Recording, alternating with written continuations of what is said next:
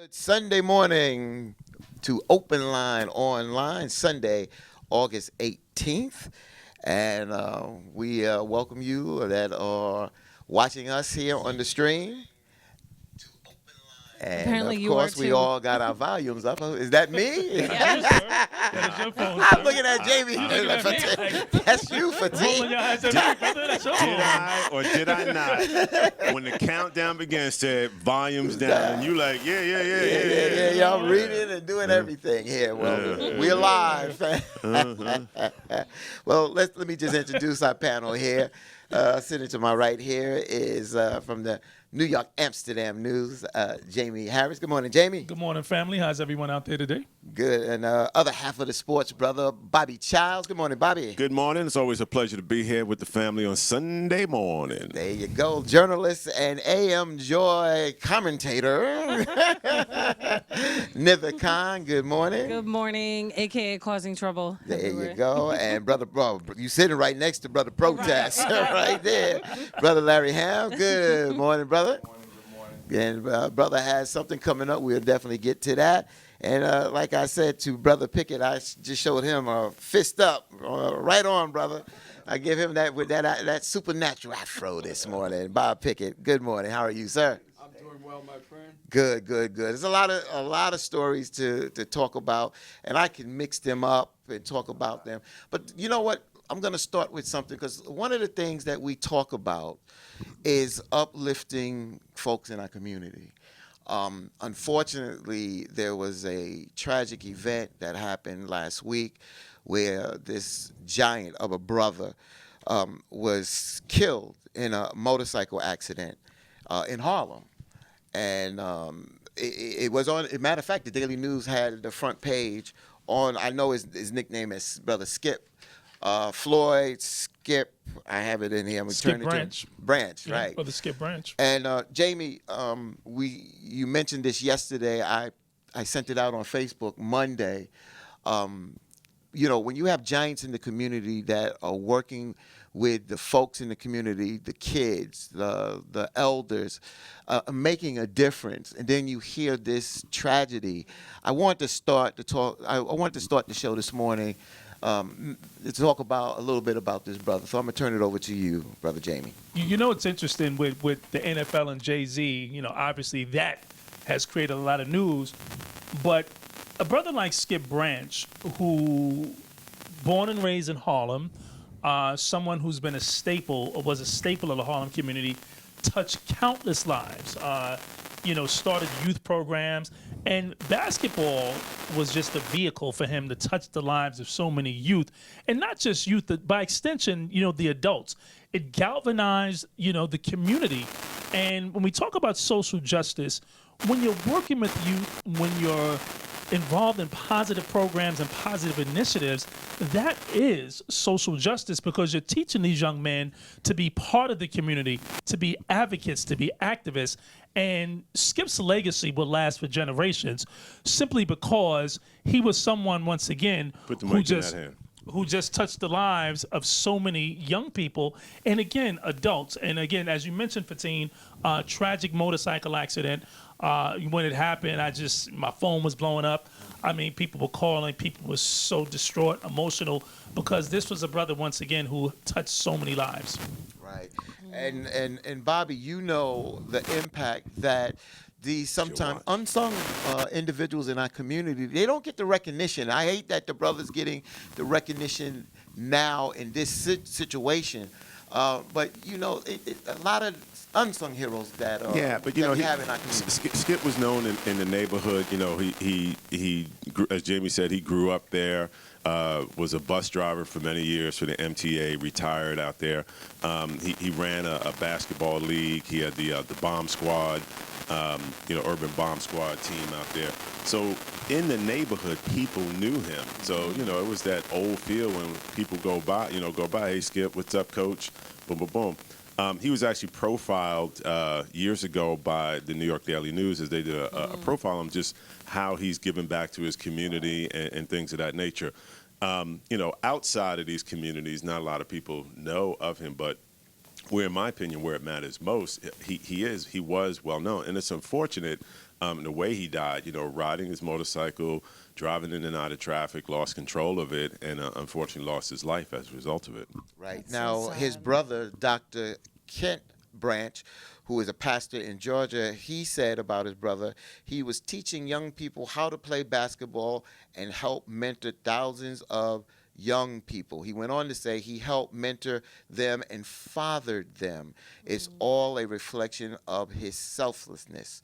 This is the kind of brother that you want to have in the community, have touching our young folks. As Bobby just stated, that he was recognized by the New York Daily News. Back in 2006, he received the Pepsi Cola Heroes in our Community Award, sponsored by our old station, 98.7, KISS FM, and months later received a Native New Yorker Award from the John Hunter Memorial Camp Fund Incorporated. So he, like you just said, Bobby and Jamie, he was a big giant in the community. His legacy will live on through so many other folks. And one thing, and Bob Slade, we always talk about passing the baton. This brother, Skip, this brother passed the baton to so many young folks, and I just pray that they go on to live the legacy of Brother Skip. And to mention, he was a coach also at Rice High School, Yes. legendary Rice High School, which is closed several years ago, with my brothers Mo Hicks, Derek Haynes, and Dwayne Mitchell. A phenomenal program. Those brothers touched the lives of so many people. A lot of their players are now playing in the NBA and went on to play major college basketball. And so, once again, as you said, Fatine, sometimes these brothers are unsung heroes, but as Bobby said, in the community, they're well known, well respected, and the legacy will continue for generations. There you go. Again, to Brother Floyd, Skip Branch, we send our condolences out to his wife, family, and friends. Just wishing them the best through this tough time. I'm also going to continue with, I'm going to let our sports brothers take on the next story. Normally we start with politics. We're going to mix it up a little bit today. We got the story this week that Jay-Z signed with the NFL in a venture of providing That's music politics from and them. sports. Yeah. It's But business. that- It's business. And then we found Which is out politics. that he may become a owner of an NFL team. So I kick it off to our sports brothers, and then we'll kick it around because so many people are talking about this from the perspective that Jay-Z sell out Kaepernick, because he's been a supporter of Colin Kaepernick through his kneeling and for social justice. Brothers? I'll let you go first, Jay. Well, to me, this is in many ways about Colin Kaepernick. The NFL clearly wants the Colin Kaepernick story to go away. Jay-Z is receiving a lot of criticism. I think a lot of criticism is unfair. I think we should take a wait-and-see approach to what Jay-Z will do. The partnership is for Jay-Z to not only create musical content, to select the acts that will be performing at many of the NFL's biggest events, but also to engage in the social justice initiatives. You can't separate the messenger from the message. Colin Kaepernick is the messenger. He is the one who began the social activist and social justice movement by kneeling. It became a global movement. We just saw last week at the Pan Am Games, two athletes, racing both from Brooklyn, a fencer who won a gold medal at the Pan Am Games, and a young lady, Gwen Berry, who won a hammer throw. They knelt during the playing of the national anthem to bring attention to some of the social injustices for them. It was the mass shootings, it was, gun control, and also immigration, along with some of the other issues. So Colin Kaepernick began a global movement.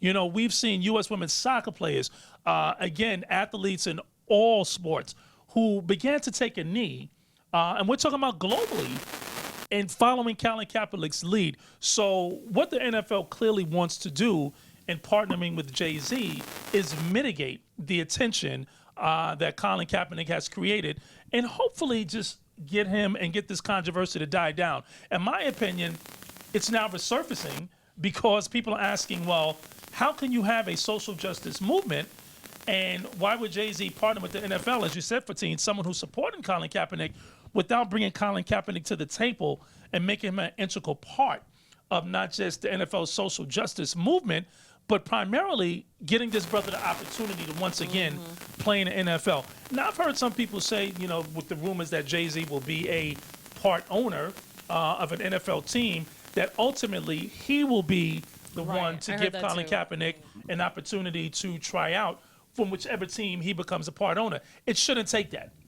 It shouldn't take that. Colin Kaepernick should be given an opportunity. There's no question, as Bobby and I have talked, for years, the quarterback position in the NFL, for the most part, by and large, is terrible. Colin Kaepernick is one of the best 64 quarterbacks in the world. There's 32 NFL teams. You have one starter, and normally you have two backups. But let's just say one backup. Colin Kaepernick is one of the 64 best quarterbacks in the world.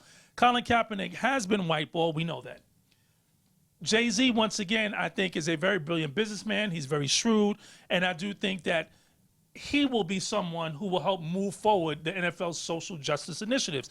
The Players Coalition, the group that was formed and was founded by Michael Jenkins, a current NFL player, and Anquan Bolden, a former NFL player, two brothers who have credibility, two brothers who have done work in the community for years. They founded the Players Coalition. Now, the NFL has committed upwards of $90 million to social justice initiatives, which will be headed by the Players Coalition.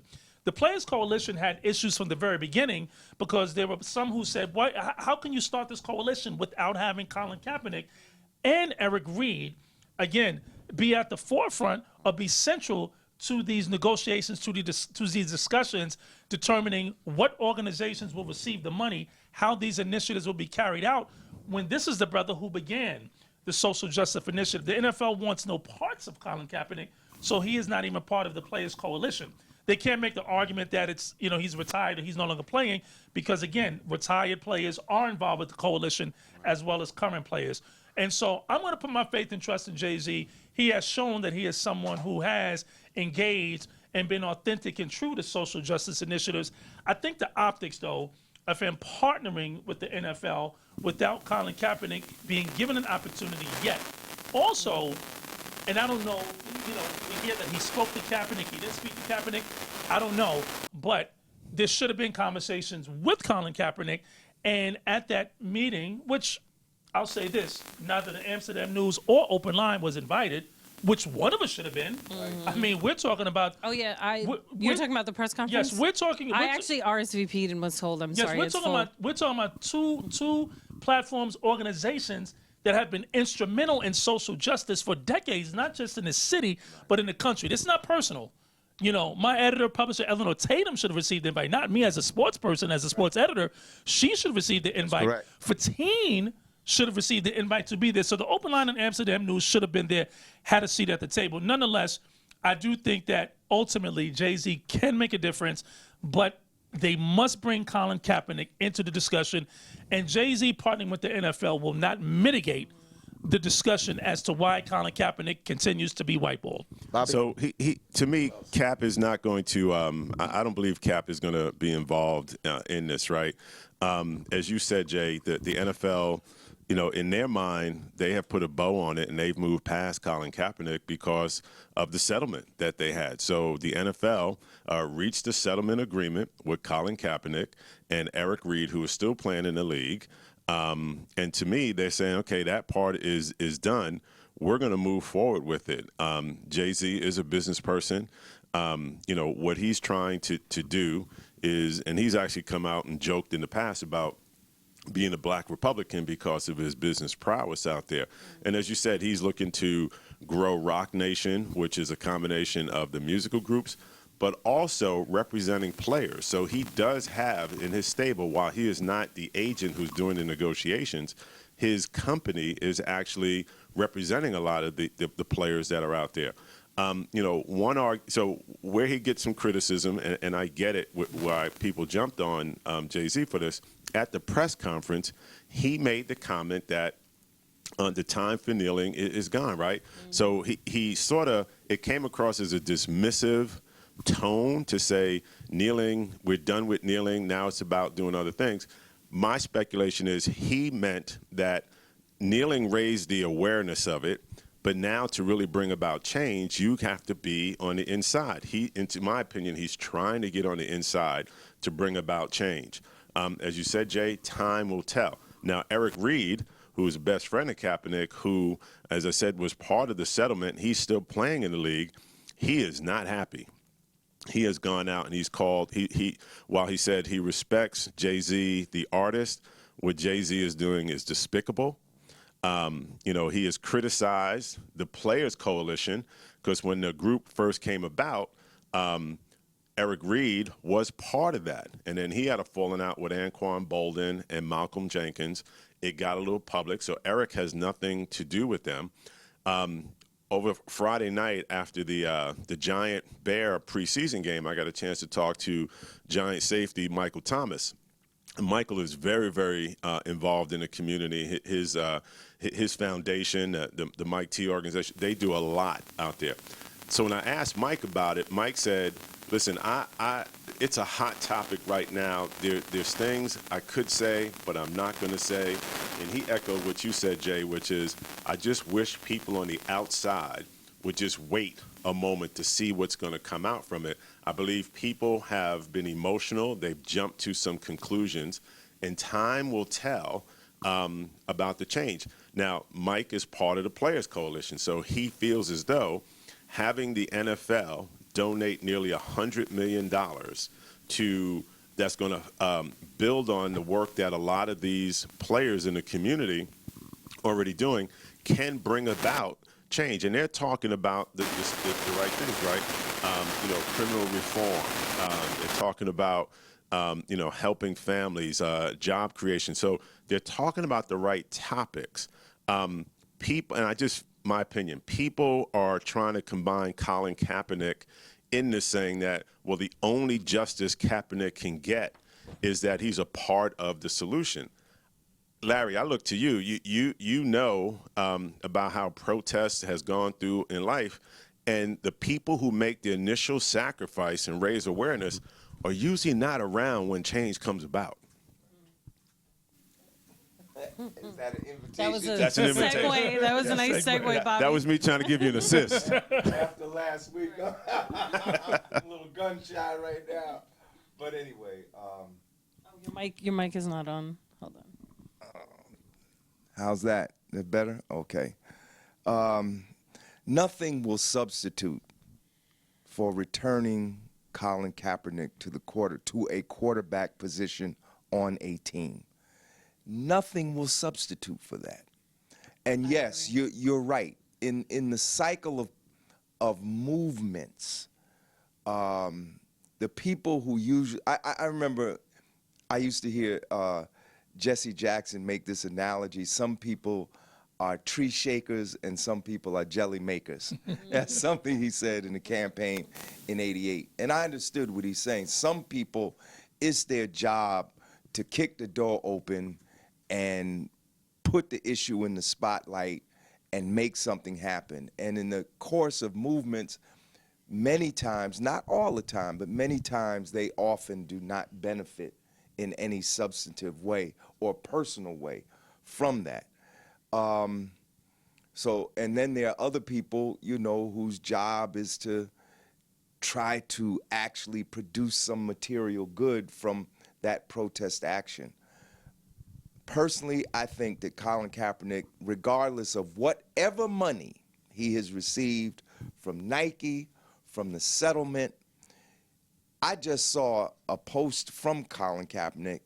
This is what? 3 years.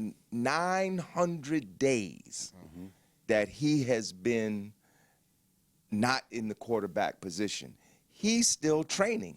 So obviously he still wants to play. Every single day He's still young. He's still strong. He should play. And all of this is really an effort to block him out. And as far as these social justice things, let me say, it's better to light a candle than to curse the darkness.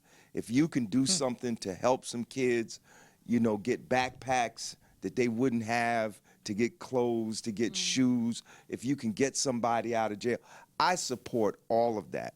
I support all of that.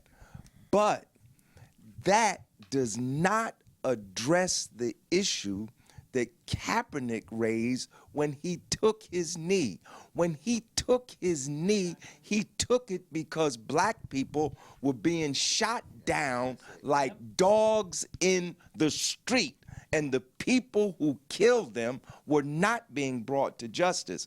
And often the establishment does this because the blowback is so hard that they operate in part on what's called corporate goodwill. They want to be good corporate citizens. So they don't want to be painted with the brush of injustice because it will have a cost. It will have a financial cost. So they try to do something. So that's something, albeit whatever good redounds to the individuals that they do it for is not a substitute for what Kaepernick, Reed, and others, and all of those who took the knee, who were brave enough to take the knee with him. That sister that threw the hammer won the Yes, hammer throw. Gwen Berry. Put her fist Gwen up. Berry, yep. You know, that fencer that won the championship and took the knee. All of them were taking those knees on the issue of the racial oppression of black people and other people in this country. Absolutely. Thank And you, Larry. let me just make these 2 points. You know, the NFL owners are duplicitous simply because they are saying that they're part of the social justice movement. Many of them, like Stephen Ross, the owner of Miami Dolphins, who has a foundation that has carried out initiatives to address social justice, education, poverty, but yet you're holding a fundraiser for Donald Trump, who is the chief oppressor and chief racist, commander-in-chief of racists in this country. So that is duplicitous. You can't say that you support Trump, but yet you are supporting social justice movements. The two are incongruous, and I don't care what anyone says, you can't reconcile it or justify it. Well, like Larry said, this is basically their damage control and their spin, their PR Absolutely. on everything that Kaepernick and all the players were fighting for. And while I give Jay credit for things that they did behind the scenes, right? Like during the Ferguson protests, they were bailing out protesters and they did things like that. I agree with Larry 1000% that this is changing the narrative and silencing all. Basically, nobody's talking about police brutality, killings, criminal justice reform anymore. All of that is off the table. And by making a statement like he did in that press conference and saying this is not about kneeling, I just think it's just inexcusable and atrocious. And I know so just to correct Jay, you a little bit, just to I correct you a know little bit. No, just Jay, a little bit. They are talking criminal reform, but you're absolutely right. They are not talking about police brutality and police shootings. Absolutely. That is not. So you're right on that one. Absolutely. Criminal reform is one of the pillars that the Players Coalition is talking to the NFL owners to do something about. And they do. And, they but have, to do what? What in what context? And they have, or and, what? and again, it's multi-layered. And Bobby pointed out, it's education and economics, it's criminal reform, and it is police brutality. Anquan Bolden had a cousin who was shot and killed by police. Wow. Okay, and so he's very attached, to that issue, and so that's something that he's very passionate about. So that is something that the Players Coalition will address. That is part of the social justice initiative. But again, if the NFL really wanted to show that they're a progressive organization, they would have one of the owners that does have credibility amongst the black players in the NFL. Let's not forget 70% black. All right? They would have one of the owners who has credibility step up on behalf of the owners and state, we reject the racist, misogynistic, oppressive policies of this president. Okay, that president referred to black players as sons of bitches. We reject his rhetoric. We reject his tone. If they were, that should be number one. And if there's something I would say to Jay-Z, that should be demanded. They won't do that because, again, this is all about making sure that they assuage their white fan base and a conservative white fan base, okay, that was outraged when a brother took the knee, a very peaceful demonstration, as you said, to bring attention to police brutality in this country, which remains an issue. We know that. And so the owners are duplicitous. They care about their bottom line. The NFL cares about their bottom line. I do think Jay-Z, being on the inside now, can hopefully get them to look at what is taking place in this country, and these issues are affecting many of the players from which the communities they come. These players, many of them are coming from the communities where young people, black and brown people are being oppressed, being shot. The crime rate is high. Poverty rate is at the numbers are just astronomical. And so let me just make this last point. And secondly, I do think that Jay-Z is going to have some very difficult waters to navigate because we always follow the money. As Bobby said, the figure's between 90 and 100 million. Now, you're going to have some organizations that are going to feel like they're worthy and deserving of some of that money. If they are not recipients of that, I guarantee you they're going to be very critical of Jay-Z and the partnership. Those that are recipients of that money to carry out the social justice initiatives, they'll be very supportive. And so we've already seen that part of the issue with the Players Coalition was some of the players felt like, well, what organizations are going to receive this money? Who's going to make that determination? So when you have that much money involved, there's always going to be some conflict and issues. And I think that's something that Jay-Z certainly is going to have to be very, I think, strategic and careful in navigating. This week at the press conference with NFL Commissioner Roger Goodell and Jay-Z, Jay-Z went on to say, I think we passed kneeling. I think it's time to go into actionable items. I think everyone knows what the issue is, and we're done with that. He continued, we all know the issue, okay? And he went on to say that. But you know what? Everyone is saying, how are you moving forward and Cap doesn't have a job? As you stated, both talking about what Carolina Panthers safety Eric Reed and Kaepernick's longtime friend is blasting Jay-Z. And this is what he said. He said, Jay-Z doesn't need the NFL's help to address social injustice.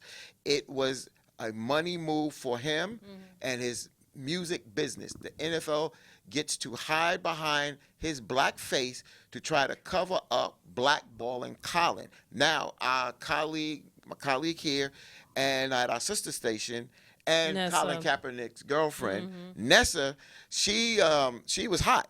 And she said, I don't mind you doing a business deal, but I do mind you wrapping it in social justice when you're working with an organization that denies someone an opportunity. And she also said, when they came out and said, oh, well, Jay-Z spoke with Colin Kaepernick before the press conference and all that, Nessa came out and said, that's the lie. That did not happen. I was just going to say, if you want to know how Kaepernick feels, listen to Nessa and look at her tweets and her responses. And I know Jay, like, he infamously referred to himself, right, as like Che Guevara with bling on, or whatever that line is in his song. And that's what he thinks he's doing. But let's be clear, this is about his bottom line. Right. And like you said, Jamie, a shrewd businessman, and about amassing his own wealth and whatnot. And of course, it's about the NFL's bottom line as well, Yeah. too. So I know some of the viewers out there have asked about Colin Kaepernick. We've asked in the past if Colin would want to come on the show, and they politely declined out there. So we'll continue to ask. But he used to talk with Bob Slade in the Yeah, hallway. both of Right. us. Yeah, he would talk off the air. Every time he was here, they would would have a talk great off the air. conversation. Yeah. Just one thing for you to know, right? So I get everyone, including myself, feel as though Colin should get a chance. But here's the reality of football, right? And it's in preseason now. You're just not given a job. You have to perform. The NFL, once you're on between the lines on the field, it is about performance. And that's a question that coaches have, which is he's been away for X number of years. It's a position where they have a set of standards for it to wonder whether the person can perform at a certain level to guide and lead a team. Now, the stories I'm hearing is that when teams have reached out, Colin, and I get this, right? His agents are like, are they asking me from a PR standpoint, or are they asking me legitimately for an opportunity to try out? The other thing is about the money. He feels he's worth a certain amount. So if a team does say, we legitimately want you to come in, it's not about PR, but here's what we're looking to pay you, if it's below what he believes he's worth, he's saying, I'm not really interested. And that's an important part in my belief, because this whole thing started, why he's not in the league, is he was under contract with San Francisco. He had in his contract an option to opt out of a deal. He walked away from, I want to say, $10 million that he had left on his last year of his deal because he was betting on himself, rightfully so, that he can make more than $10 million a year. So he walked away, he opted out legally from the last year of his deal to go to free agency, the same time he started kneeling. So now, any interest other teams would have had based upon his football prowess was diminished because they felt as though he was bringing too much negative PR. So part of why this situation has happened is he made a bet on himself and he's lost that bet. And the league is not helping him try to come back from that bet. But you're not blaming him, right? For No, being I'm black? not. I'm not Okay. blaming him, but recognize he would have he walked away from a part of his contract. He was under contract, and he did what he what he had a right to do, which is to say, I'm going to bet on myself. Unfortunately, the circumstances around he did that, teams have said, you're too hot for me right now. If he would not have knelt in that year that he took off, that year that he said, I'm opting out, another team would have signed him. Then if he would have knelt, he would have been under contract, and there was nothing that they could have done. But because he did not have a contract, it was easy for teams to say, you're too hot for me. Now, And one thing, everything let me Bobby just say said- this. Let me just say this real quick. Bobby, well, most of the panel has said this, but one of the things that was initiated, Bobby, you said, and Larry, and something that I heard Reverend Sharpton say this week, that he supports Colin Kaepernick. He knows Jay-Z. And he says one of the things that we as a people do is we get distracted. We go on the sidelines. And this whole thing about kneeling is not about kneeling, as you just mentioned, Larry. Bobby, it's about the issue, social justice, justice for those folks that do not, we as people of color do not seem to get justice in this country. Michael Brown, Tamir Rice, Eric Gardner. And the list goes on and on this. So we cannot lose focus on this. Yes, this is a legitimate discussion here to see where this goes with Jay-Z, because I do agree. You need to be at the table, and you need to be part of this to make change. But we'll see. Time will tell.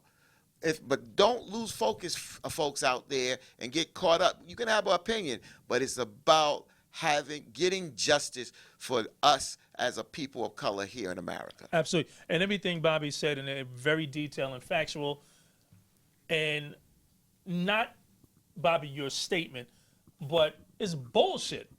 Let's be clear that he's not in the NFL. That's correct. He's one of the 64 best quarterbacks once again in the world. Even at this age, we cover sports. You watch the games. Right. You know, we're looking at it from a standpoint of talent, okay, looking at a standpoint of history. This man led his team to the Super Bowl and to the NFC Championship game back-to-back years. Right. He's capable right now. Particularly the way the game is played now, I don't want to get too technical with read option, that's his game. No, please break it down. He was running that offense in terms of being a dual threat quarterback, throwing and running the ball before it became involved where most teams are running, you know, some form of the offense that Colin Kaepernick ran with San Francisco when he led them to the Super Bowl. He should be in the league. And as Bobby said, all the reasons Bobby pointed out, he's not, which is true. But at the end of the day, the teams don't want to take the heat of signing him and having to deal with the political backlash. And again, it has everything to do with the bottom line, but it also has to do with this president's rhetoric, okay?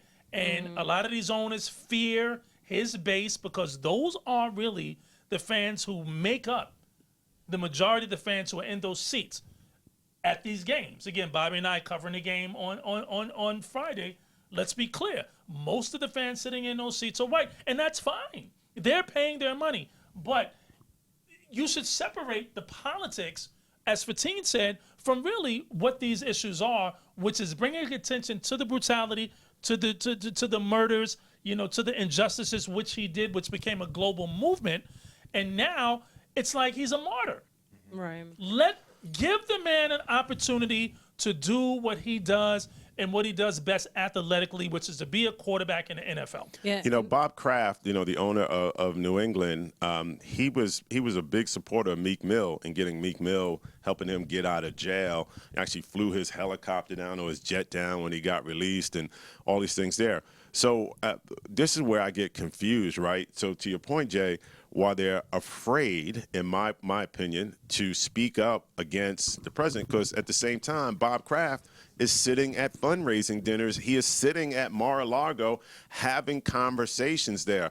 And how do you reconcile it, right? The Stephen Ross, Miami Dolphins, right, where he's put together a foundation to address social issues, but he has one of his players, Kenny Stills, who's come out publicly saying, "I don't get it," and he's just ripped the owner out there. People say, "Well, Kenny, we wish you would have had the conversation behind the scenes." It's like, no, I have a voice, and I'm going to say it. How do you reconcile when they do put money towards a cause, when they do set up these foundations, when they are active in trying to help individuals get out of prison, and then support this divisive leader we have? It is one of the most perplexing it's what things Larry I have. said, right? I forgot the phrase you used, but basically it's their little bit of community giving back or whatever that they do. And Good corporate citizen. yeah, there you go. That's what it is. And at the end of the day, Goodwill. corporate goodwill. There you go. So, and every corporation does that. A little bit of corporate goodwill that they have to do to give back. But you have to look at the overall and where the majority of what you do stands. And I will just summarize it as this: that Bobby, everything you said about he wasn't under contract. A lot of people argue that makes him even more courageous for doing what he did because he was so vulnerable in that moment, and yet he still decided to kneel and to bring attention to all of this. Well, I think let me. I really want to move on. You quickly? Okay, quickly. I just say we can't give up on Cap. We got to continue to support Kaepernick. He has become a symbol. He's no longer just a person. He is a symbol And a of the voice. fight against racial injustice in this country. And we have to continue to support him. And we have to continue to demand that the racist NFL get him back in the game.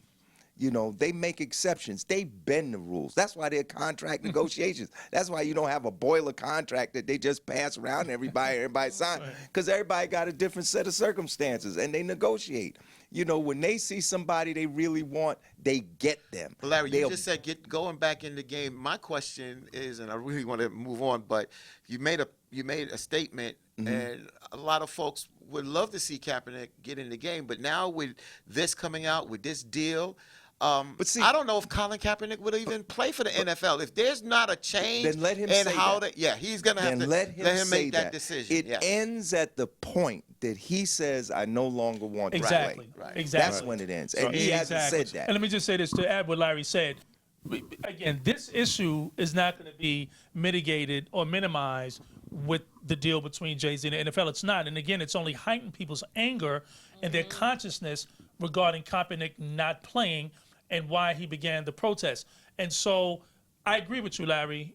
Colin Kaepernick, brother, just needs to come out and say, absolutely, I still want to play. Absolutely, I feel I still can play and want the opportunity, because people are going to continue, and journalists included, are continuing to put heat on the NFL, me being one of them, for not giving him the opportunity to play. Even Bobby, in a that couple press comments? conference, So- like a bulk of the questions were actually about Kaepernick. One of my friends there told me, and of course Jay dodged most of the questions, but a lot of journalists focused on this. On Kaepernick. Yeah. Go ahead, Bobby. So I know we're going to move on from it, right? And the reason we have this type of topic, so thank you for tuning in and staying with us, is, in my opinion, in our opinion, it was not a sports story. Correct. And so Leslie Jordan, I appreciate it. You want us to move on. We're going to move on to another topics, too much sports, as you said it.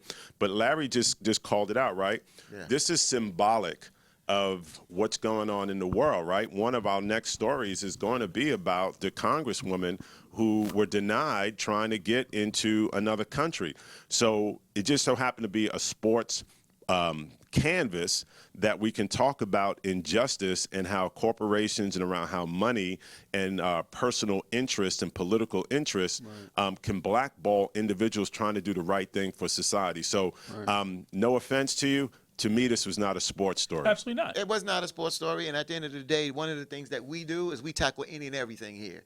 That's what we do, and that's why I mixed it up today, because most of the time we're starting with Trump, this, that, and other. Sometimes you get tired of the same old, and I thought that we, especially with the first story with the brother Skip, Floyd Skip Branch, that was important, and a lot of people wanted to hear on air Open Line this morning tackle the Colin Kaepernick situation, but unfortunately we just didn't have And enough it's all time. And I connected. said that we would, and I want to make sure that we It's had far time. more about culture and politics than it is sports. Exactly. It's all interconnected. There you go. Yeah.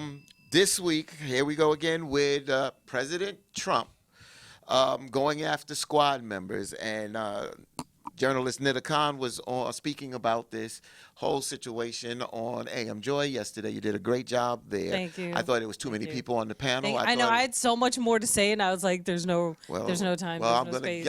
I'm gonna give you the platform today. So I want you to open up and explain what has taken place, and then we'll talk about that. Yeah, I mean, okay, so I said this on her show yesterday that this is basically Donald Trump's Muslim ban expanded to another country. So the fact that you had the president of the United States telling another country to stop duly elected members of Congress from entering speaks volumes about where we are. And Netanyahu, of course, was more than happy to oblige because, let's be clear, he also does not want them there on. And, you know, and also let's backtrack and look at why they were going there, right? To talk about the plight of the Palestinian people, the suffering that they're enduring on a regular, consistent, daily basis, the dehumanization, and to actually show that perspective, because we, especially here in the United States, don't get to hear their side of the story. Like, we were even joking on the show yesterday that this was so unheard of, that you had 2 Palestinians on the panel and 4 Muslims at the same time, and we're like, this is probably the first and last time that's ever going to happen, because our voices are almost always excluded from the conversation, and especially Palestinian, I'm not Palestinian, but especially Palestinian voices on this topic are always left out. So now you have Ilhan and Rashida who've been blocked out. And I give kudos to Rashida. I know it was not an easy decision to make, like when you're between, you want to see your grandmother and family members, but she also didn't want to be used as a pawn, because Israel already stops people from entering that they deem or they don't like what they do. Like, there's been human rights activists that have been denied entry, all kinds of people who work for different NGOs and things like that, and journalists have been stopped from entering the country.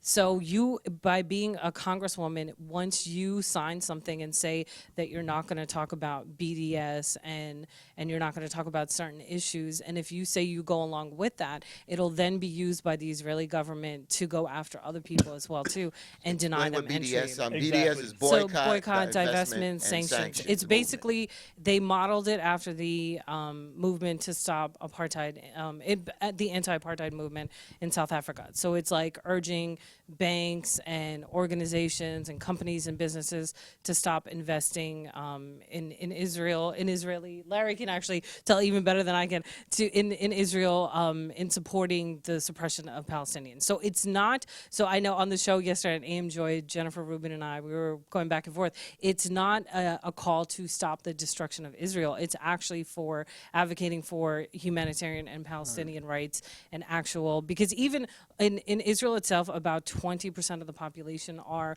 what you call Arabs. You know, you can say Arabs or whatever, are Arabs within Israel itself, and they are denied rights in government, in society, and treated like second-class citizens. So this is like a movement across the board in order to get them civic rights and humanitarian rights, and again, like I said, modeled after the anti-apartheid movement in South Africa. So, Now, let me ask you, yesterday you pointed out, along with Dean, I thought he was very good as well. You yeah, because pointed Dean out that- has family there. And absolutely. he's- And you pointed out that while you're not part of the BDS movement, that you do support a lot of what they're doing. And Fatin, just to expound on what Fatin said, I think a lot of people are certainly unclear as to how BDS started, what is their primary objective, and why they are so polarizing, because it seems like BDS has now become such a central part of the discussion regarding what is taking place in in Israel and Palestine, and how they are impacting even the prospect of some type of discussions in negotiations toward a settlement and peace plan. Right, because BDS started, what was it like 15 years ago? South Africa? BDS, no, BDS. Mike. Your mic, your mic. Oh, your mic. yeah. The It was BD, yeah, about 15. 15 years I think ago. it's about 15 years ago. And that's what, and unfortunately, a lot of people push that narrative that BDS is trying to, that they're calling for the destruction of Israel and the end to Israel. And that's not the case at all. I'm just they're gonna make this actually, statement. they're actually, I'm just tired of folks. We have to explain ourselves. The Palestinians are treated horribly. And folks are scared to say things about it. They feel that as soon as you come out, they're going to say you're anti-Semitic, this, that, and other. I give kudos to Bernie Sanders because he said, you know what, Israel, you're into barring people, then you know what, then you should not take our money. You should Right. not take our money. And I thought that was a bold Yeah, statement coming from a senator of the United Well, States. I'm curious. Who's I'm Jewish. Right. And I. Yeah, who is Jewish? Yeah. Yes. And that's another part that's always left out of the conversation too. Just like most Americans don't support Donald Trump, most Israelis do not support Netanyahu and the Right. right-wing government. They do not advocate for what he does and how he's pushed the country so much to the right. And I said this on the show yesterday too, that the Netanyahu government spent about $15 million since 2015 to push anti-BDS, basically to put pressure on people to push anti-BDS legislation. And you see that happening in the United States, where many states have now tried to pass laws saying, or basically hurt businesses that are pulling their money away from Israel and saying that if you go along with BDS, then you're going to suffer some sort of repercussions. And actually, Schumer was one of the first people to try to do that. He's been a vociferous, anti-BDS And has been person. supported. I feel aggrieved to say this, that my two senators from New Jersey, U.S. Senators Booker and Menendez, have been co-sponsors of the BDS resolution. And even, unfortunately, my friend who supports reparations for African Americans, Congressman Payne, he voted for the resolution on condemning the BDS movement. So that's my question, right? Which is, now that they've seen, what Netanyahu has done with the backing of the president of the United States, I'm curious about what Booker's position is. Kamala Harris was another one. No. Let's just restate that. What Trump has done with the your backing mic. what Trump has done with the There- backing of there- Netanyahu, right. because Netanyahu immediately after Trump's tweet then stated that they were going to be banned, and we know that. And excuse me for cutting you off, Bobby, because he's fighting for his political life, and he's still under the specter of criminal charges in Israel. Right. Which is my other thing, right? Because him and his wife have been found guilty, and there's still more charges about the corruptness of it. Cutting, And the elections are next and the month elections in are coming Israel. up. But again, back to my point, right? Given what Booker has done in his support, what Kamala Harris has done in her support, I'm curious as to what their public statements are going to be, because I haven't heard them yet around what's happened with Omar and Tlaib. Yeah, exactly. And because unchecked support for Israel is actually a bipartisan issue. So I know Trump loves to paint Obama as being anti-Israel and, he was trying to change our relationship. But under Obama, the biggest military package was agreed to. It was $38 billion over 10 years with Israel. So the largest military deal ever was with Israel was under Obama's watch. So that whole narrative of Obama is anti-Israel is nonsense. And remember, no president can undo that until the expiration of that deal. Right. But under Trump, what he's done is even more so egregious, from a symbolic standpoint too, in terms of moving the embassy to Jerusalem. Then the issue with the Golan Heights and everything that he's done has only further enhanced that. And the fact that, Fatim, what you were saying, the fact that we don't talk about, in a place like Gaza, I think it's something like 97% of the water people can't drink. And not to mention the aid that Trump has cut off. So like all U.S. aid to the UN Refugee Agency, UNRWA, that helps Palestinians, all that aid has been cut off. And basically all U.S. aid has been cut off to Palestinians. So there, it's even more difficult for them to just survive and have food and have health and any sort of aid assistance whatsoever. Yeah, and it's just a sham that he's come out on his platform 45 and talking about how he has the peace plan of all peace plans. He's going to bring peace out there. His son-in-law Kushner. And you just touched upon it. The only significant thing they have done that has been detrimental is moving to Jerusalem, right? Moving, and so that sends a message is like, wait, you want to bring us to the table when you are every word and action you've demonstrated so far favors one side versus the other. If I'm a Palestinian, how are you looking out for me when you are bending over backwards for the person I'm trying to negotiate with? So I don't see how they're going to have any kind of peace plan. It's just another con game and a sham that's out there. And Jared keeps saying, "Oh well, I got it," and no one has seen anything of substance. And let's be objective. Most of our Jewish brothers and sisters here in the United States don't support Trump's policies toward Israel or Netanyahu. Right, that's what I was saying. Yeah. The progressive Jewish brothers and sisters and moderate Jewish brothers and sisters clearly see that this is creating even greater division and more polarization between the Israelis and the Palestinians. Both should have the opportunity to live in peace. Both should have the opportunity and have access to the same economic opportunities. That's correct. Health, which is people don't talk about the dire health care issues that the Palestinians are facing. And also the issue of the settlements and the expansion of the settlements has to be addressed. Which is exacerbated, again, while Trump has been in office. It absolutely has been exacerbated. Yeah. And he is supporting, again, as you said, the expansion. And so, once again, we have to make sure our viewers are clear that the progressive and moderate Jewish brothers and sisters here are opposed to what Trump is doing because they see and understand they want peace. And they want equality. They do. There's actually many coalitions that are like Jewish and Palestinian combined together, or Jewish and Muslim combined together here and over there too, but they're always left out of the conversation.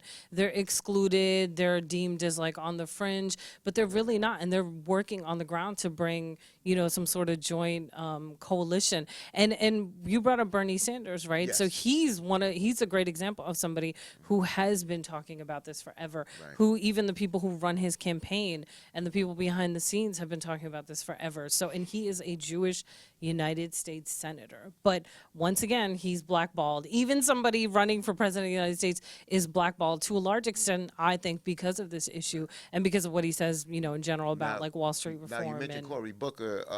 I saw in the New York Times either yesterday or this morning that he dodged the questions dealing with Israel. He dodged the questions. Surprised? See, that's why. Are you surprised? And I'll tell you this.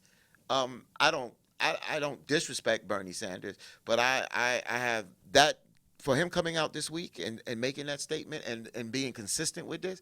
That's something that's important to me. That's important to me. Mm-hmm. And for the next president going in there, I would like to see them having a little bit more say than just being a puppet for the Well, it'll be interesting how government. The Democratic establishment handles... More backbone, you're saying? Yeah. Yes. Yeah.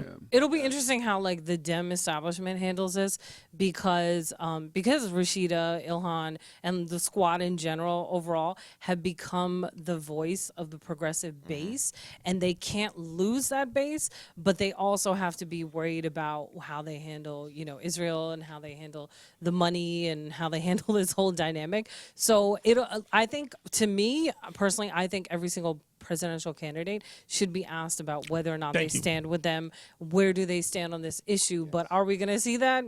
I don't know. And they should be pressed. Those who are covering the Democratic candidates should press them on that. Like Brother Fatin said, they're dodging the question. Bernie stood up and was very clear and unequivocal And been consistent on this. and consistent on his position.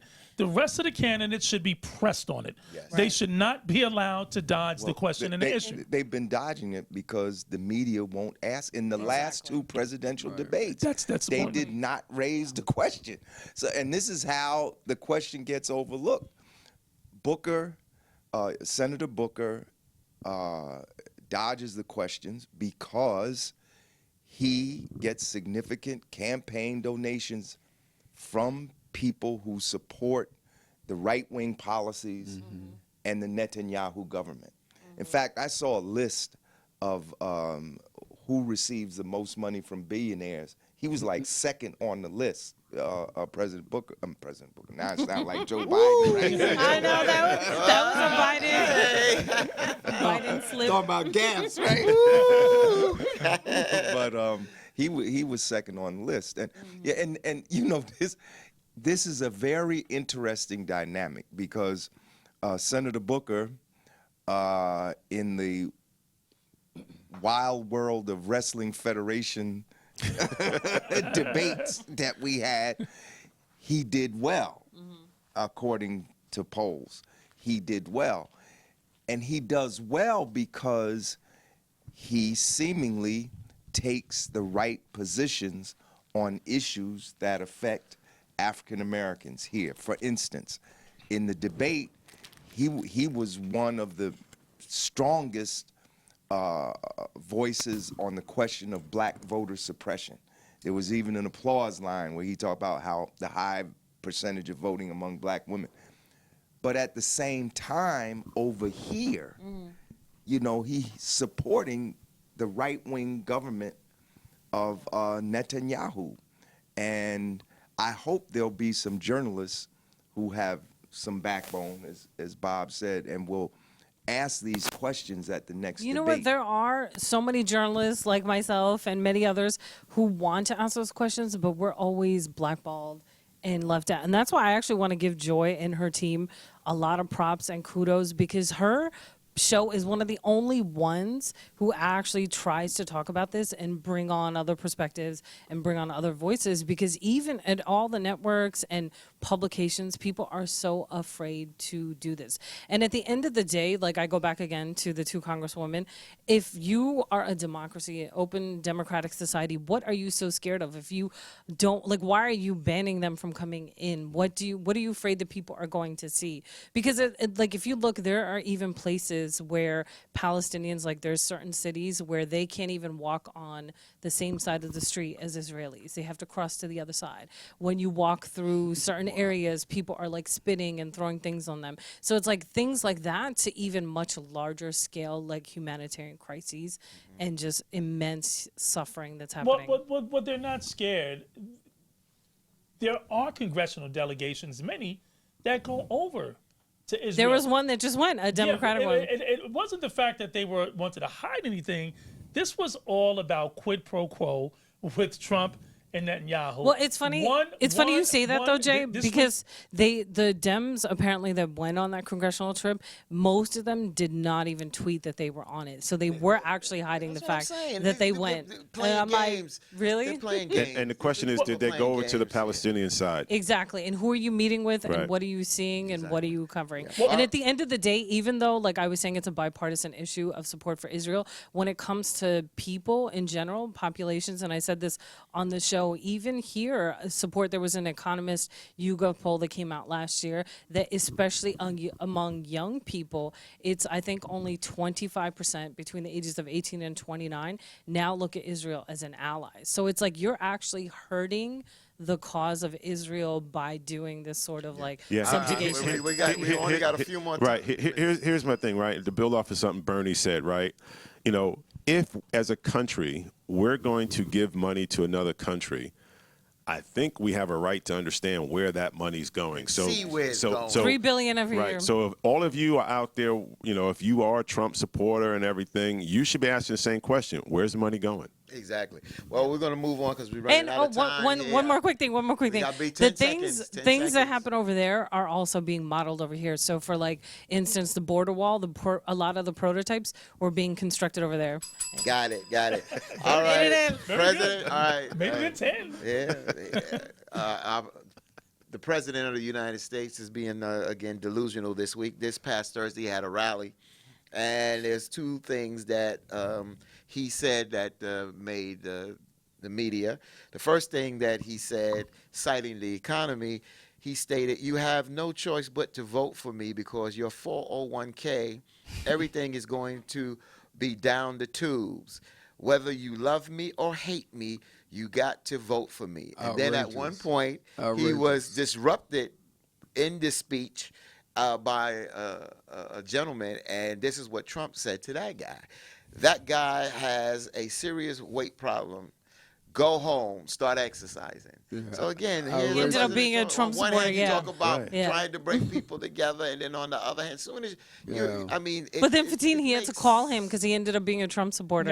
Now, if you go back, but what's interesting also, if you go back and watch the video, there were some Trump supporters who were essentially waving this guy and telling him to get out, and they, because of his rhetoric, didn't realize that the guy was a Trump supporter. So following his lead, they were ostracizing Right. the gentleman, and he turned out to be a Trump supporter. And Fatine, he made those comments about whether you like me, whether you hate me, and I'm paraphrasing, you have to vote for me, because his internal polling, forget the public polls that we see, and the Fox News poll even shows that right now. Oh, yeah. I mean, listen, man, a month is an eternity in an election cycle, but right now, his polling is so low, he's not expanding his base. Nope. His base has shrunk because white women, many, have abandoned him because they're fearful and understand the rhetoric and the polarization Yes. and the policies more than anything else are dividing this country and hurting them. You know, we see But- that. We see, and let me finish. We see the farmers. We see those in rural America being severely hurt economically, financially by his policies, the tariffs and these other policies. And so people are now, particularly when women, are moving away from him. And so he knows that his base has shrunk. And so he's saying this because his own internal polling is telling him he's in trouble. And everything he does and everything he says clearly shows that he is scared right now. And the economy also. Some people are talking. Look at the stock market this week. You talk about a lot of the word recession is starting to float around. A lot of people have predicted this.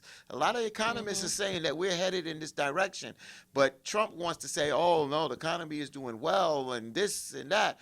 But people are And that's what I worry feeling about. uncomfortable. Right, when the economy does get worse, is that all the nativism and the othering and the racism is only Yes. going to exacerbate. It is. Because the scary part is like all of this happened now while things were quote unquote relatively good. We talked about how that's not really true, but you know what I mean. But once they really do, like if there is another recession, what is going to happen then? And Jamie, I know I've said this a gazillion times, but he doesn't. What I caution is that he doesn't need to expand his base. He just needs to get that base, that core supporters out, because there's even estimates showing that if he loses by 5 million votes, he can still win the Because electoral it's state. college. and win. It's a state by Yeah, state so race. he just has to play the So game. just on this economy, right? So that has been the one thing that he could run to and his supporters and say, yes, the economy looks good. The economy looks good. Yeah. The economy is slowing down. Right. That is very clear to everyone. It is slowing down, even to the advisors of Trump. Right. So this week, when we had the 800-point drop in the market, he had a lot of panic, the reports were, where he actually reached out to CEOs of the big financial banks. So Jamie Dimon at Chase and Monahan over at Bank of America. Wells, I mean, not even Wells, there's no one at Wells. But anyway, to get their take on it. And they told him point blank that his practices around trade are not helping the situation at all. That's correct, Terry. And the issue, and one of the things that we all suspected, and it is now more reports are coming out, he is not surrounding himself with people who are knowledgeable about the economy, just the basics. So he has Larry Kudlow, who was a spokesperson on CNBC, who they call him his economic advisor. I don't know about you, but I would at least try to have someone be an economic advisor who actually knows economics. He has no educational background in economics. His philosophies are just wrong. And so to try to spin, and he got caught out there where he finally admitted the truth, which is, yeah, the U.S. is actually paying for the tariffs. Everyone knows that. I remember that from my economics 101 class many, many years ago around how imports and exports work out there. And so now people are telling me, say, listen, no, the American public is the one that's eating this. What he's doing with his tariffs is actually hurting outside the United States. And this is why more economists now are saying the recession is becoming a lot clearer now. If you just looked at the numbers within the United States, it's not clear because inflation is low, unemployment's low, GDP was still, in the mid 2% growth year over year. It's now slowed down to 2.1 when it was 2.6 last year. So it's slowing down. But the problem is when you look at Germany, you look at Italy, you look at these other countries, the trade talks, the tariffs are hurting them. Why? Because the economy for the last 25 years has been much more globally integrated. So, if you touch something over here, it has an effect to the supply chain over there. And China can insulate themselves much better than the United States can. So yes, China's economy is hurting. But if you throw a punch and they throw a punch back and they say, you know what, I'm going to become defiant to you, then everybody starts to become an isolationist. And an isolationist mentality around the world doesn't help anyone. Yep. And remember, we still have the Brexit issue. That's coming, settled, right? Which is going to It's going to add more to it. absolutely. It already has. Absolutely. Definitely. I just want to move real quick. You brought up the Fox News poll. I don't usually quote the Fox News poll that much, but it was interesting. And the Fox News poll shows this week that Trump would lose to Joe Biden, Warren, Sanders, and Harris. And these are the numbers. They stated that Trump has 39% support out there. Head-to-head, Bernie would beat him by 39%. Kamala Harris and Warren. Let's start us over here because Sanders beat Trump with 48%. Warren wins over Trump at 45%. Harris wins at 46%. And Joe Biden wins with 50%. Now, of course, this is the Fox News poll, and a lot of people are skeptical about the Fox News poll because when you put this information out there, some folks will get lazy. Especially, this could be, I don't want to use the word propaganda, but people feel like, oh, you know what? He's going to lose this time. I don't have to go out there and vote. But Larry's been putting out on social media that the main reason that Hillary lost to Trump is because she didn't get out there and the Democrats did not come out and vote. And that was the issue right there. Right. Despite The assumption was that she was going to win. Yep. That's it. Yep. And if you get these type of numbers out here, I will agree. we get lazy?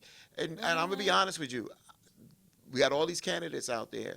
Are they motivating the electorate? Yeah. Right. Are they motivating I the think so. electorate out here? I think now? so. I think a lot of the candidates have very strong ground games, and I think people did get complacent. But let's remember, Bill Clinton was telling his wife's campaign, "Listen, you got to get out there and hit these states that it's still in the balance." Give Trump credit. That last week, the guy was everywhere. And I know people say, well, don't give him credit. But from that standpoint, he was. And he went to many of the states where Hillary should have been. Right. And Bill told the campaign. So I'm not necessarily blaming Hillary because you do listen to your advisors. They're there for a reason. Right. They were not employing her. And Bobby made this point, I think, a couple of shows ago. They're sitting in these offices in Brooklyn, and looking at the analytics instead of Bill saying, you got to get on the ground. I'm on the ground. Right. I'm seeing what's going on. Michael Moore was warning people. So there were many warning signs. They just weren't heeded. Right. And to go back, Fatine, the Fox News polls have been consistent with all the other polls. Very consistent. And so across the board, the polls are showing that he's down. And let me make this last point. As everyone know, well, I won't say everyone, but as many people know, Stacey Abrams has been my candidate, my top candidate. By far, it's not even close. She's the candidate that I would support if she was running, and it's not even close. With that being said, I think her voice is now being heard even louder. And very important what she's doing, because we know voter suppression and gerrymandering, purging people from the rolls, that's going to be the Republican strategy. It was in the last election, and it impacted the election, and it will be. And as you said, Nether, it's got to be state by state. We can't look at it just in terms of a national election.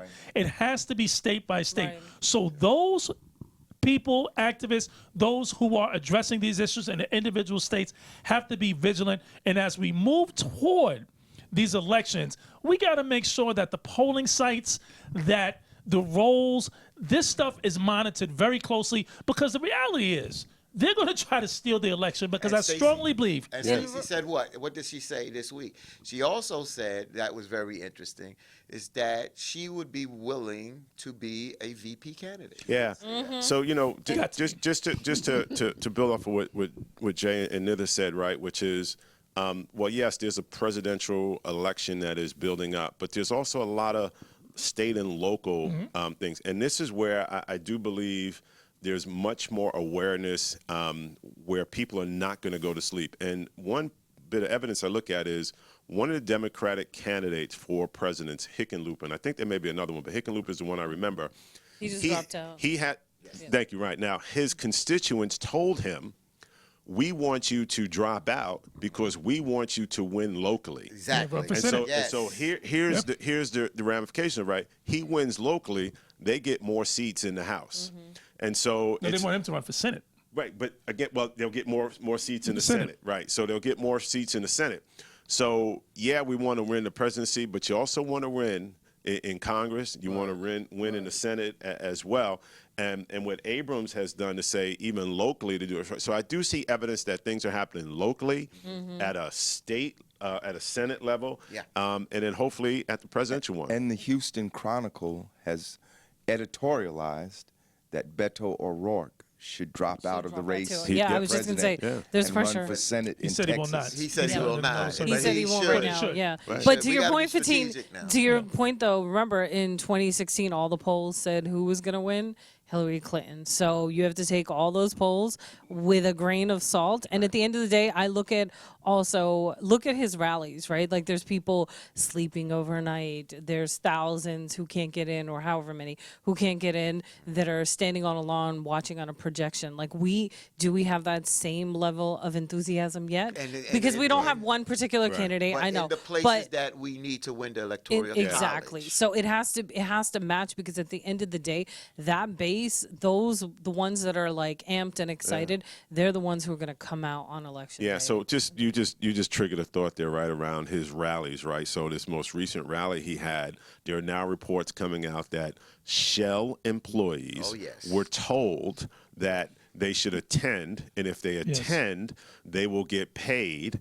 If they didn't attend, it wasn't mandatory, so they didn't make it mandatory. If you don't attend, then you'll have the day off without pay. Correct. And so many of them said, I'm going to pay. And they said, you only have to be there an hour, but if it goes longer, you'll get overtime. So now take somebody who is like, I can put money in my pocket, sit here and listen to this man go on and on for a couple of hours, And but get they some money. positioned them right behind the cameras to make it seem as though they were supporting. And of course, he does what he always does. He lies. He talked about it was him under his administration that is building this new plant there. Not true. It was approved and authorized by Obama. They're just breaking ground now, but he's taking credit, trying to take credit for it. And then he goes off on something. He was supposed to be talking about energy, and he goes and talks about fat people. He talks about the economy. He talks about everything else other than what he was supposed to be there.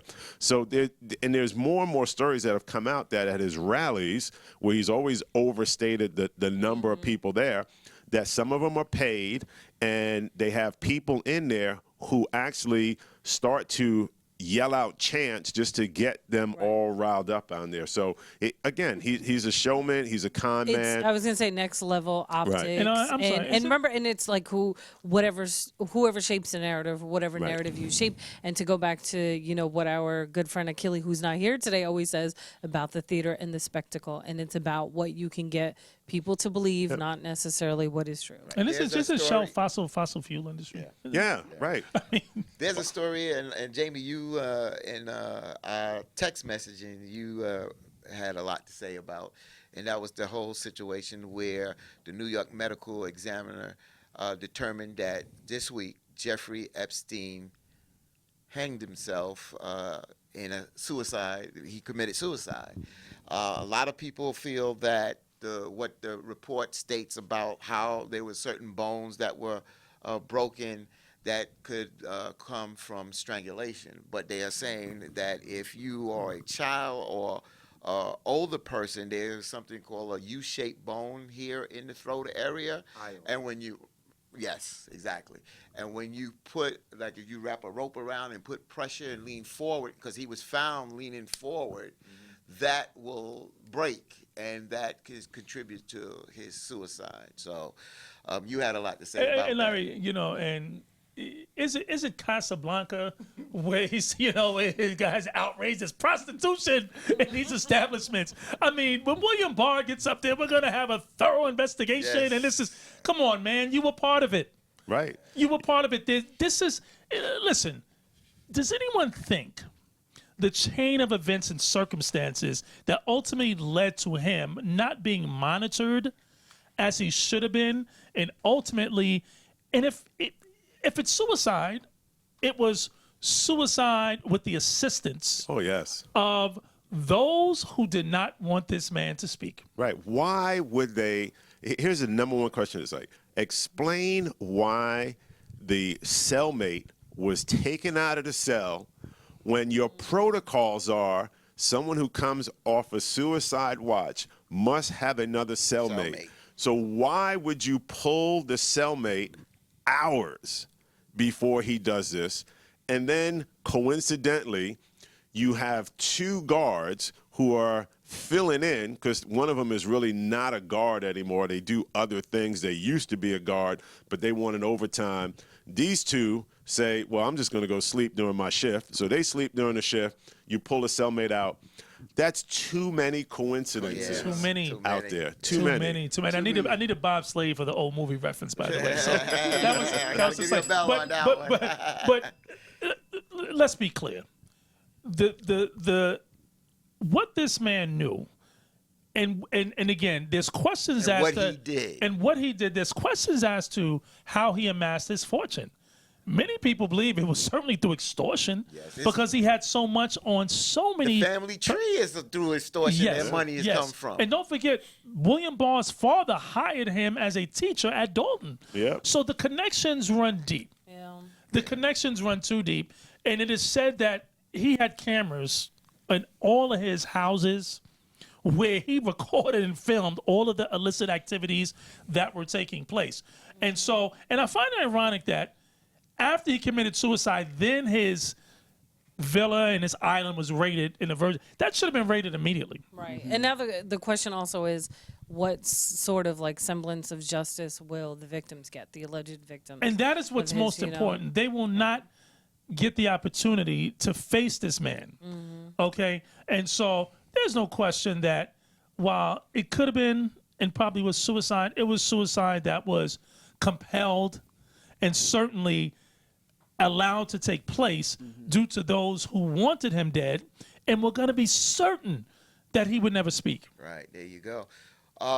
Larry, you have an event coming up this week. Let We our had audience know. announcements. Yes, sir. We at that time. You know, on the Epstein thing, one of the outstanding characteristics of the case is that he was convicted for pedophilia in Florida, and under statutes he should have received about 15 years, and he only received a 13-month sentence. The person who was in charge of the case, the prosecutor, was Mr. Acosta. Mr. Acosta, after giving him a very light sentence, becomes a Secretary of Labor. Now Acosta is under investigation. And what has been written, what's in the written record is that Acosta was asked, why did you give such a light sentence to Epstein? He said, because I was told that Epstein was an intelligence asset and that I needed to back off. And other writers have said that there were connections between Epstein and the Israeli intelligence service, the Mossad. Yes.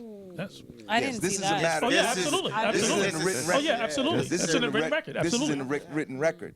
Now, what's interesting is that although that is in the record, is that it hasn't come out. It hasn't been brought to light.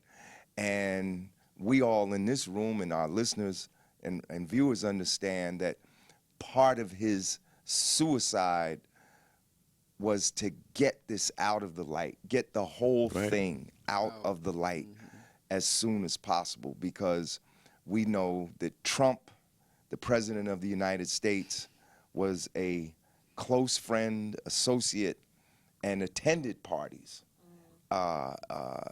with Epstein and may have been involved in other activities. We know that there is right now a case in the state of New York where a woman who was at the time an underage minor is has suing Trump because she said she was raped by the president Here in New York. here in New Yes, York at his State. apartment here in New York. You know, and so it's a very messy situation. But Which shows how crazy he is, Larry. I'm that sorry he I would digress. retweet Uh-huh. the Yeah, you conspiracy. sure did. I'm not trying to. But he would retweet the conspiracy about the Clintons Right. being involved in this. Right. I mean, you would think that he would try to be very low key and silent.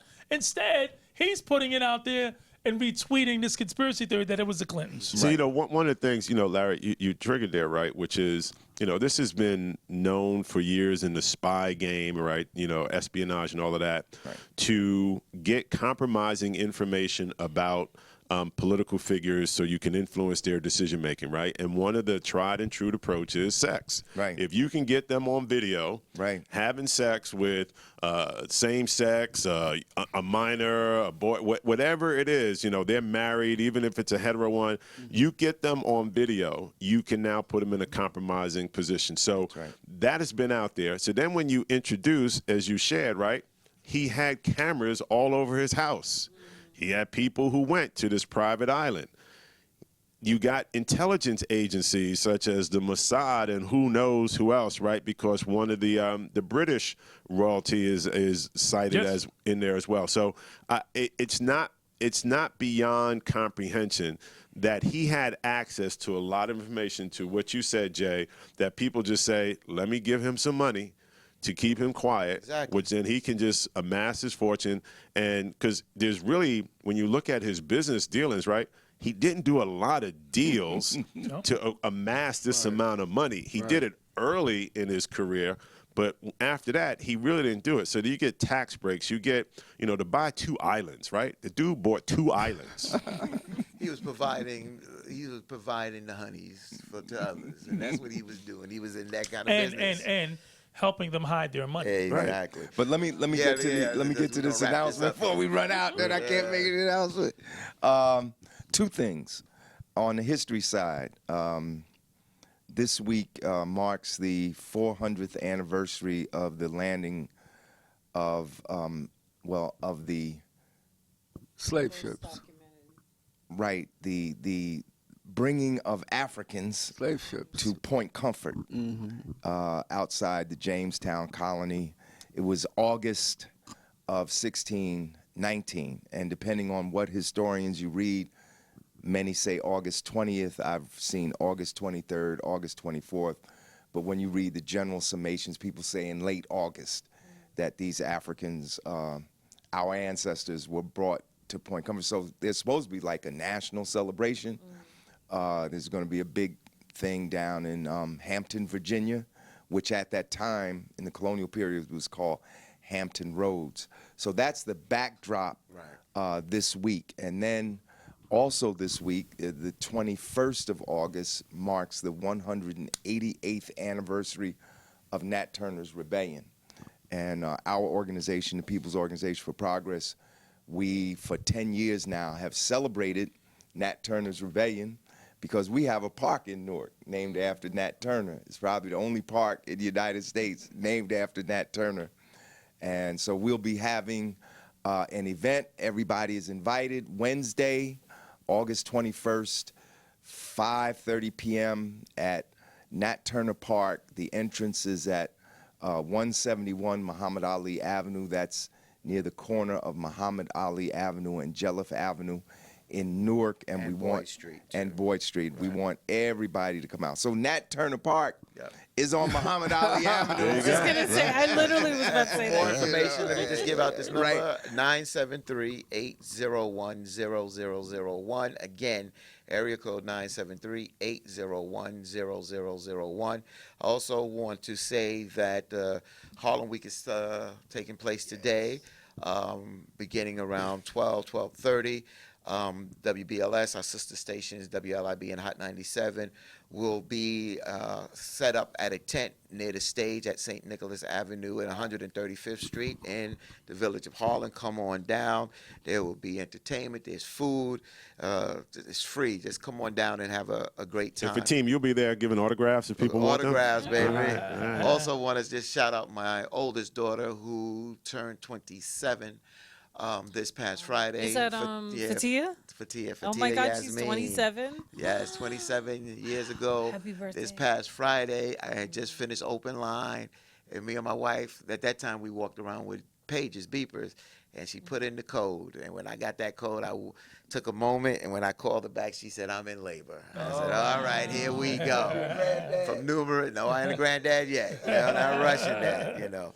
So, any other announcements? Anything else happening? If Just not, want to mention one of the viewers. you get 10 seconds too. One of the viewers mentioned that the 17th was the birthday of Marcus Mosiah Garvey. Yes. And we can't forget that. There you go. Did it 10 in 10 seconds. too. Well, there you go. Did it in Well, I just want to say, you know, and Bobby got a comment out here from, I'm not going to search it now, but they really like your knowledge on world events. And, Well, I appreciate it. Thank you for the compliment. I like it, Bobby too. really articulates that very well. He goes from point A, B, C, all the way to Z. And you That's see because it he's clearly. always so He busy paints a great globe picture. trekking everywhere. But I No, wanna thank overall, you. Just overall try to put though, my education to use, that's all. overall for team, it's an excellent discussion. Yeah. You know.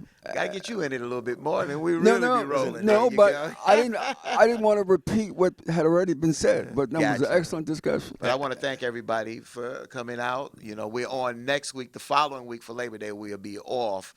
So, Bobby, close Listen, it out. as always, we appreciate you spending your Sunday with us. You know, we encourage you because the stream is up all week. So if you have friends that you talk to, family members, send them the link so that they can watch it at their leisure during the week. But we appreciate you tuning in live. We appreciate anybody who looks at us on the replay. And the more that we can get more of you involved in the conversations, we think we can just raise the collective knowledge in the communities out there. And as Fatim said earlier, we talk about everything that we think is relevant to our communities just to improve our life. So as Bob Sladewood always says, get your mind right and keep a good thought. Have a good Sunday. God bless. All right. God bless.